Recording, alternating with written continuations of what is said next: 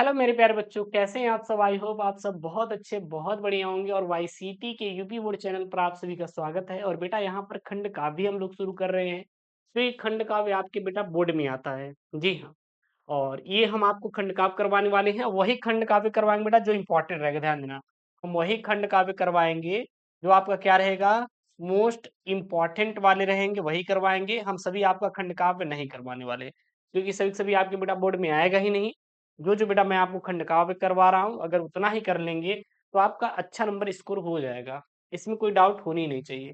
अगर कोई डाउट है तो प्लीज कमेंट बॉक्स में मेंशन करिएगा, क्योंकि हम आपका डाउट ही दूर करने के लिए यहाँ पे हैं। है कि नहीं? टाइम पास नहीं करना है, सिर्फ पढ़ना है। क्योंकि बोर्ड एग्जाम आपको बेटा जिंदगी में एक ही बार देना है। जब लाइफ में एक बार देना है तो क्यों ना मेहनत कर लिया जाए यार। है कि नहीं? क्योंकि करने के लिए सब कुछ है और हमेशा है, लेकिन कुछ पाने के लिए टाइम तक ही रहता है। कि जैसे मान लीजिए अगर आपको नौकरी पानी है तो इसका एक एज लिमिट है कि भाई इतने ही साल तक आपको मिलने वाली है। अब ये नहीं कि आप 50 साल में सोच रहे हैं सर नौकरी करने के लिए, तो ऐसा कोई तो जॉब है नहीं कि मिल जाएगा वो टीचर वाला वैकेंसी छोड़ के। है कि नहीं? नीट जैसे एग्जाम हो। तो इसलिए टाइम बेटा कम है, उस टाइम पर आपको क्या करना है, मेहनत करना है, जितना हो सके मेहनत करिएगा। ये खंड का बेटा मुक्ति दूत वाला है, तो जो मुक्ति दूत के बच्चे हैं तो देख लीजिएगा।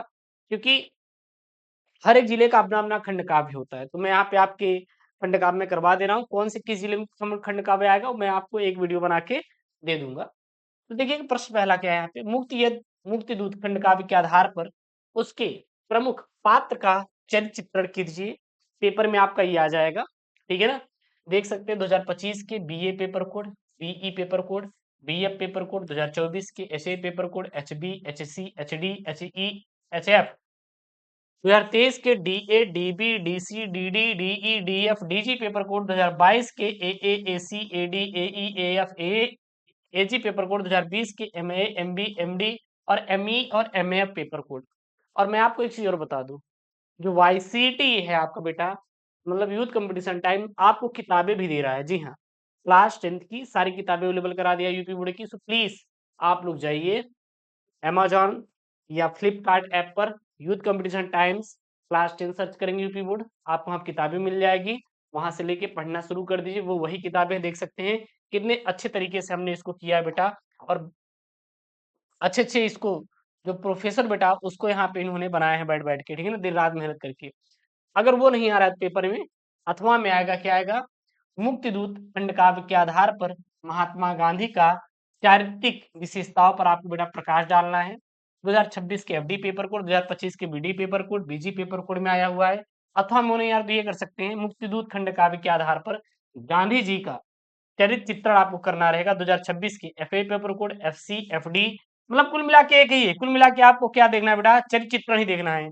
अथवा में देखिए आया हुआ है कि मुक्ति दूत खंड काव्य के आधार पर नायक के चरित्र चित्रण की, मतलब कुछ भी देगा, कोई लेना देना नहीं है। क्योंकि कुल मिला के बेटा मुक्ति दूत खंड काव्य में गांधी जी का ही वर्णन करना है। और कुछ भी आपको ना लिखना है एक्स्ट्रा, ना कुछ सोचना है। तो किसके बारे में सोचेंगे? केवल केवल एक लोग के बारे में, गांधी जी के बारे में सोचना है।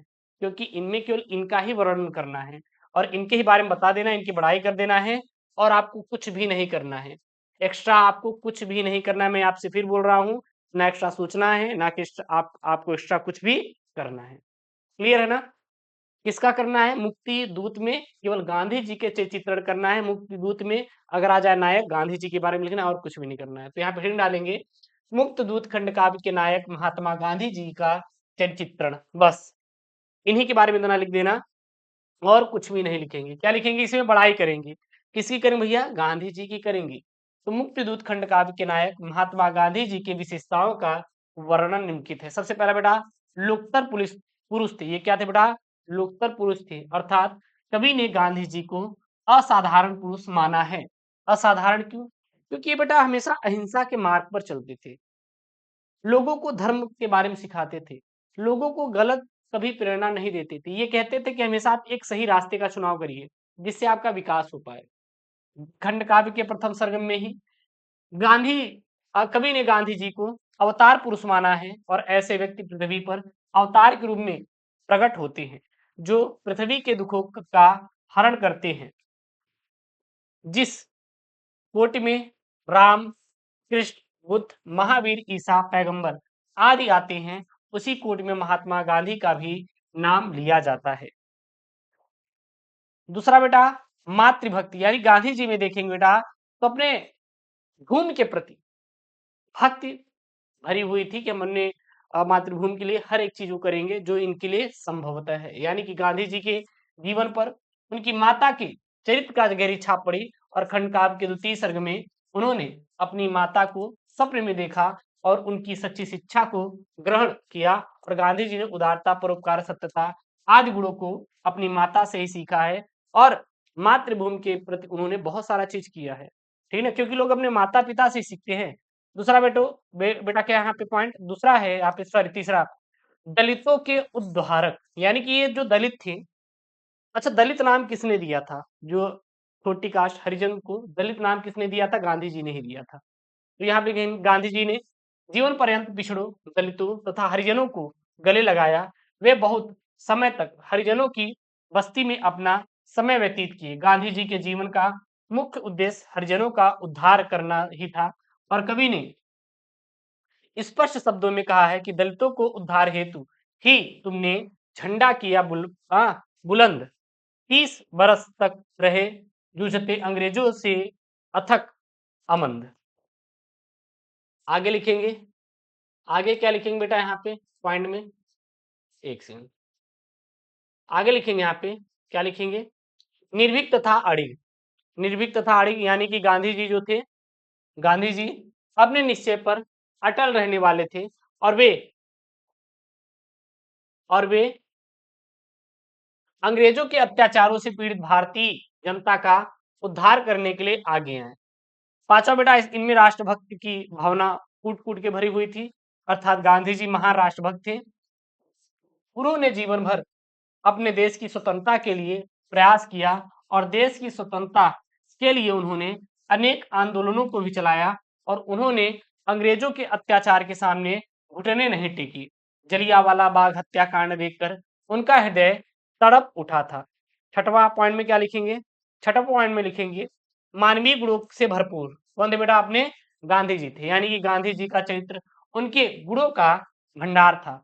उनमें सत्यता, परोपकार, करुणा, अहिंसा, देशभक्ति आदि गुण कूट कूट कर भरे हुए थे और वे सभी को समान दृष्टि से देखते थे। वे विश्व बंधु और भाईचारे की भावना से ओतप्रोत थे और सभी धर्मों के आदर भाव रखते थे। गांधी जी सचमुच ही भारत में अलौकिक पुरुष के रूप में अवतरित हुए थे।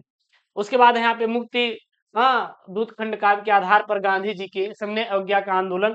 तो मैं आपसे ये नहीं बोलूंगा कि आप इसको मत याद करिए, अगर टाइम है तो बेटा इसको याद कर लीजिएगा, नहीं तो केवल बस यही वाला याद करना जितना मैं करवाया हूँ, बस ये इतना ही, बस इतना ही याद करना हो गया। मुक्ति दूत खंड काव्य के आधार पर उनके हाँ प्रमुख पात्र का चित्रण और मुक्ति यज्ञ खंड काव्य का जो मुक्ति दूत खंड काव्य के जो प्रमुख पात्र है बेटा वो है कौन? गांधी जी है बस। और बेटा कुछ नहीं करना, बस इतना एक तैयार कर लीजिए, 100% आपकी बॉडी में हो जाएगा।